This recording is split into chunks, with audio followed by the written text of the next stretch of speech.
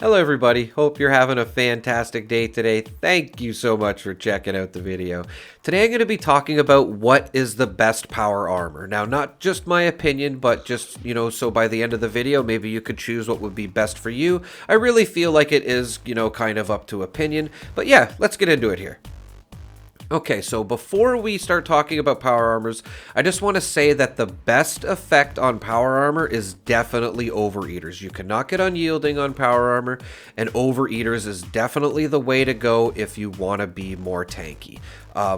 Yeah, aristocrats, bolstering, even vanguards isn't too bad, but overeaters is the clear winner. Now, for the T45, 51, T60, and the Raider power armor, these are pretty much like the low tier power armors. Like the T60 is like a beefed up T45. The Raider is probably the worst one if I had to pick. The T51 is actually horrible for radiation. It's good for ballistic, but horrible for radiation. And the T45 is probably best for beginners considering the level you can get it at. Now, a good, decent power armor is the X01. I think this is one of the better ones that you can get at the beginning, especially as you can get this power armor for free, and I think it looks pretty snazzy. I've always liked the X01 myself. Now, you can get a free set of this with the plans, basically. Or, sorry, you can get a free set of the plans for it from the White Springs bunker. And I just go to the service entrance here. And we just make our way into the bunker. Now, you will have to be a general in order to have access to this. I will link a video showing you how to become a general in the game as well. And I do highly recommend you do this if you haven't. And from the service entrance, this is where you go to get this. This can be a little confusing in here, but you're just looking for the command center that I'm showing here. And you, like I said, you won't be able to go into here until you've become a general. It's really not that hard. It just might take you a little bit. And like I said, I do have a guide on it, and I will link it in the description. But once you're able to come up here, you can just come over to the terminal that I'm showing here, click on the schematic, and then the prototype power armor schematics, and then it'll basically give you the plans for the X01, and then you can build one at your leisure. Just want to say too, the X01 is best for energy resistance, but if you have electric absorption on, like, you really don't have to worry about energy damage, I should say. It'll pretty much just keep your power armor like full health, or sorry, it'll keep you full health, and your power, your fusion core is full, is what I was gonna say.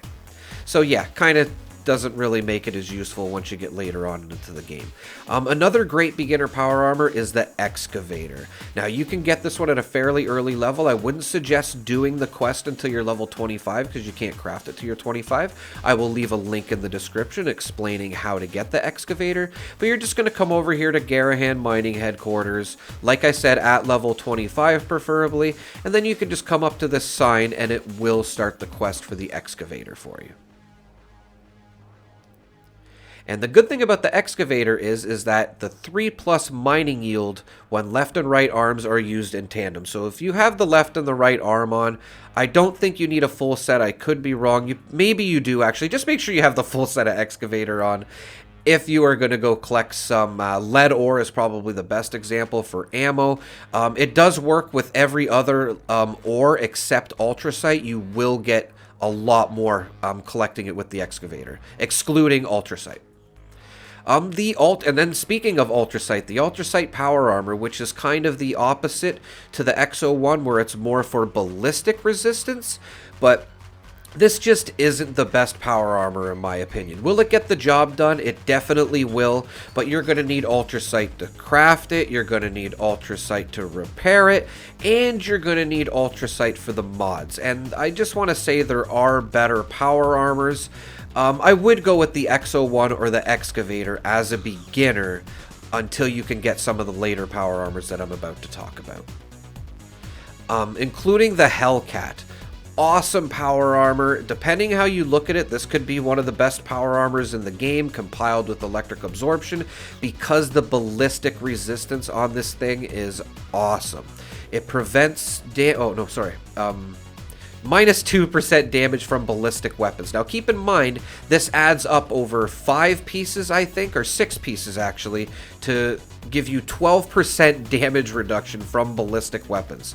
So regular ballistic weapons are really not going to do too much to you. You're going to have so much time to stim pack, and that's even if a bunch of super mutants are shooting at you. And like I said, combined with electric absorption, you got the best of both worlds. Now, to get the Hellcat, you will have to do a quest at Fort Atlas with the Brotherhood. I don't have a video for it, but it's pretty much a main quest that you do involving the Brotherhood. I don't want to spoil anything, but you will get a Hellcat at the end of it. Okay, the Strangler power armor. Big shout out to S2K Gods. I hope I said that right. Thank you so much for responding me on Reddit and being able to provide this video right here for the Strangler heart. Much appreciate you, buddy. Thank you. Wouldn't have been able to do this without you.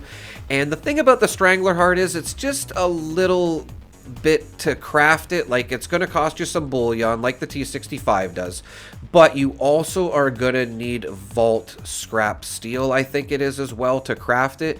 And this power armor just isn't as good as it used to be after the nerf. It's still pretty good, it still gets the job done, and it's definitely one of the better looking power armors for sure. I wouldn't be putting on any skins over this or anything when I'm making it.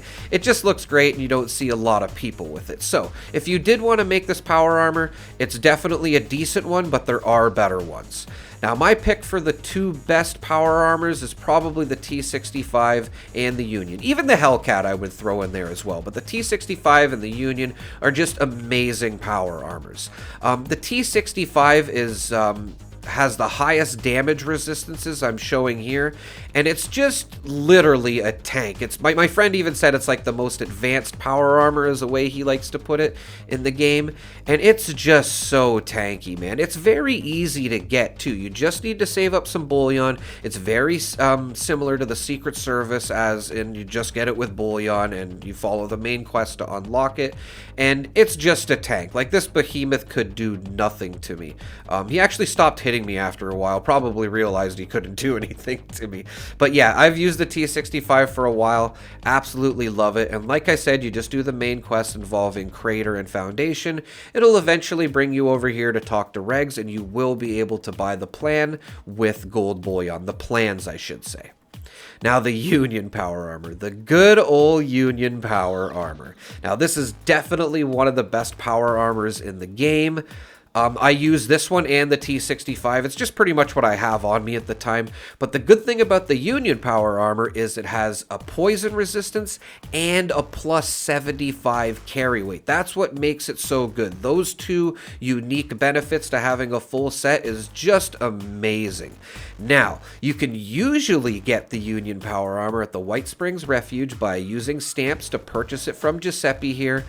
But unfortunately, right now, it is not available to get, which I'm sorry to tell you. We need to wait till the upcoming update in June. I think we will be able to get it. So hopefully by the time you're watching this video, you're just able to get it. And my condolences to everyone trying to get it and you can't. I wish you could. It really needs to be fixed. Now, if you've already purchased the plans for the Union power armor and you can't craft it for some reason, you see how it says toggle unlockable at the bottom right there? If you click that, you should be able to craft it. I had the same problem. Somebody told me in the chat, I wish I knew your name, I would shout you out. Thank you so much. Toggle unlockable, and then you should be able to craft the Union power armor. And again, just to show, like, it's mostly used for people, I would say, that are worried about poison resistance, probably for lower health power armor builds, but it definitely helps against poison resistance. Like, if I was in any other power armor in that situation, I probably would have died. But just to throw it out there, Funky Duds works pretty much just as good, if not better. So if you wanted to use the T65 and Funky Duds, that might be the best answer for you. Yeah, that's my opinion on all the power armors, everybody. I hope it helps you maybe pick a power armor that you want to use. And yeah, just let me know some feedback in the comments if there's anything you guys would like to add and what your favorite power armor is. I'd love to hear from you. And as always, everybody, thank you so much for watching. Have a great day.